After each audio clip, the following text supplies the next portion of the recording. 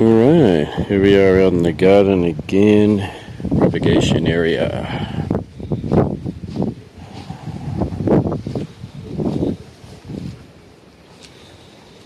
Alright, so far we got these here. We've always had these. They've been coming along pretty well too. And here, and over here. And of course up the top. I'll try to make space up there. You can't get rid of these. They're going to have flowers in the trough there. Plus along here. Right. So that is pretty much it. And it's still cluttered, but it's tidy clutter. It's on one place. And the other day I was looking on Mercari and I saw a Harrisia hybrid. There's actually native to Florida and parts of the US. It's a hybrid between, what they say between Echinopsis cereus and a Harrisia. And it says it's cold, hardy, tough. Queen of the Night has these huge flowers on it. And why did I look at that? Okay. This plant addiction thing just won't stop. Oh my gosh. Okay, so things are looking tidy over here. I want you to have a look at my Pachanoi, Trichoceros pachanoi. It's been growing really well. And yep, we got more cacti along here too. We got my peanut cactus that I really love. I don't have many succulents, but the ones I do have can put up with quite a lot of humidity and excess rain at times, which is Paraguayensis Graptopetalum, and it's not native to Paraguay. And plus, these are looking great. Look how golden they are. Those bristles. They stay out here all winter. You can actually handle it. Okay. Righty. And did I say after this rain, these cacti are starting to pick up again? And look at the growth on my Echinoceros. It's got all that new growth. That's great. Okay, I just spotted a big giant grasshopper. Here he is. Okay, as long as you eat that, okay? You can stay, as long as you don't go on my impatience. Otherwise I'll have to move it. Move it somewhere else. Okay, back over this side. Not a lot's happened on this side, except I have put more ropes around the cacti there, and you'll see that in the first video. Anyway, that's it.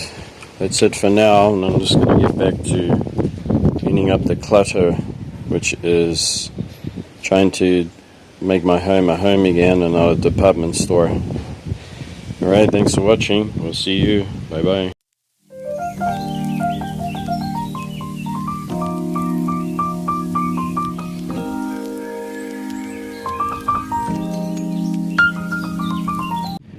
Hi, welcome back to my Life with Plants. I'm Newman.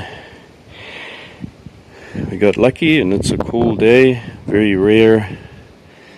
It's about 26, 27 degrees. I know that sounds hot for a lot of you, but it's a break from those temperatures that get up to 37 or 38. And I'm out here and I'm trying to deal with my clutter and my hoarding problem. I was thinking of changing my channel to the hoarder, because that's what I am. Now I'm I really am having a struggle trying to clear out this area here because I have seedlings. Now I'm going to do something really silly and against the purpose of what I've been trying to do, and that's trying to keep them here, but I'm going to round it down to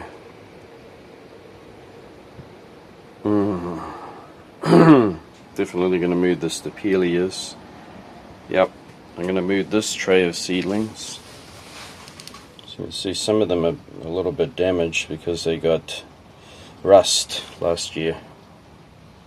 And I'm not going to keep grafting stock up here. Put that in the propagation area. I've got these Echinopsis seedlings that need to flower yet. Echinoceras grusoni in there. It was super easy to germinate. I did move some plants here even though it doesn't look like it.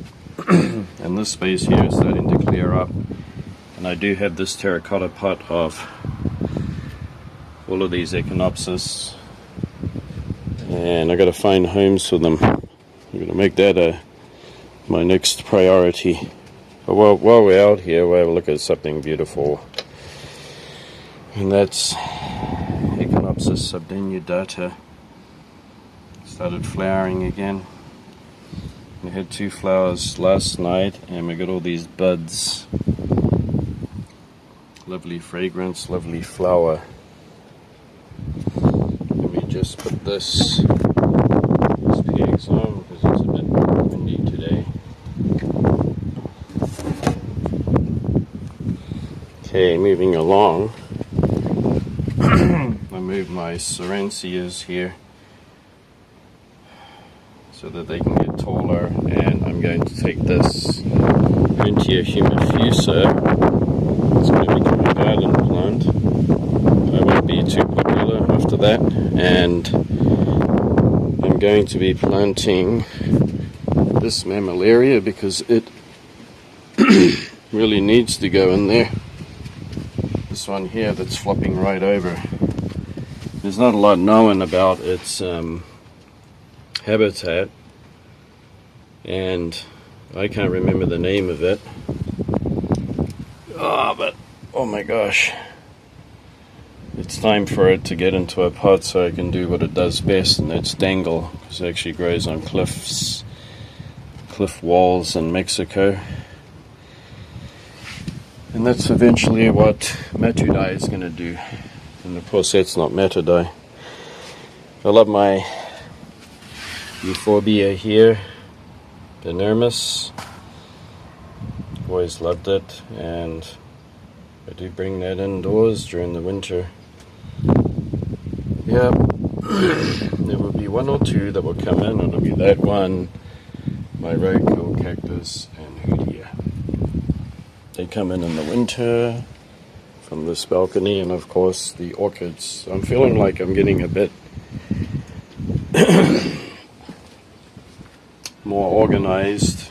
And remember, if you do have a hoarding problem and it's very hard for you, you got to keep working on it. And the best thing is to come to a realization that you are a hoarder. You got to, if you admit it, okay, it helps to alleviate a lot of worry and a lot of anguish or frustration that maybe your partner or somebody you're living with. If you admit it, you're hopping a lot. Don't try to get angry and defensive about it, but always tell them that you really love these plants, and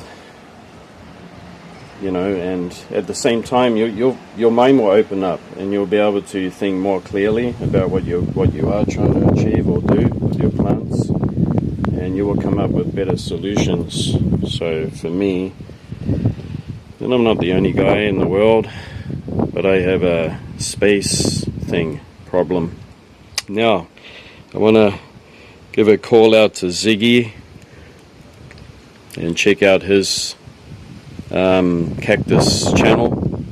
he made a great suggestion to me to round off my cacti into one genus. However, that's going to be extremely difficult. There are some that are out of the genus that I like, and I would never get rid of them. And that would be Austrocylindra puntia and my Parodias and my Gymnocalycium. So I could get rid of the Ferrocacti because those things are going to get enormous anyway, and I do not have the space at all for them. So thanks a lot for that suggestion, Ziggy. I'm going to knock off the Ferrocacti. A lot of you are probably screaming and jumping out of your sofa and yelling at the screen, but those are for greenhouses, very, very large, big greenhouses, and I can't have anything that big. So that would be one, and there would be one out of all of them that I cannot possibly give up. Okay, one Ferrocactus, and that would be Glossicans. Glossicans, she can't go, and it suits my climate so well. It's such an easy grower for me in this tropical climate. With cold, dry winters, I can't get rid of it. And of course, Mammillarias, they don't give me any problems whatsoever. Roadkill cactus is just a one-off. Okay, so that really did help me a lot because my mind is a clutter, and of course I cannot get rid of these because I've always had them for at the very, very beginning. I've collected Haworthia, and these Haworthia grow here very, very well. They love this space, and you could say that they kind of thrive here. I'm going by the size of those. And you got some epiphyllums, well, a couple. And I got to keep my eyeballs off that Macari screen so that I don't end up like blowing that out of proportion and end up collecting them. But I already did a little bit, and I've been hiding it from you guys. I've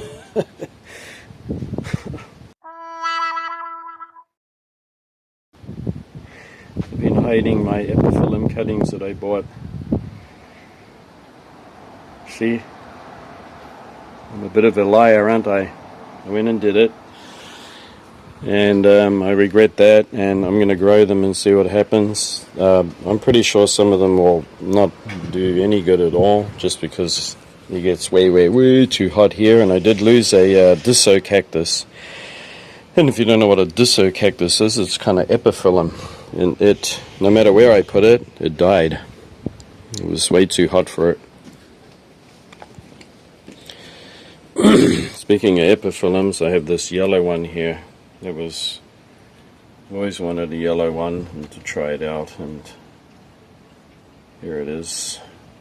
Epiphyllums are pretty easy to put anywhere at all, as long as they're not in full sun. Well, here anyway. And they are easy to manipulate. The growth, you can grow it up, let it dangle, you can cut pieces off it.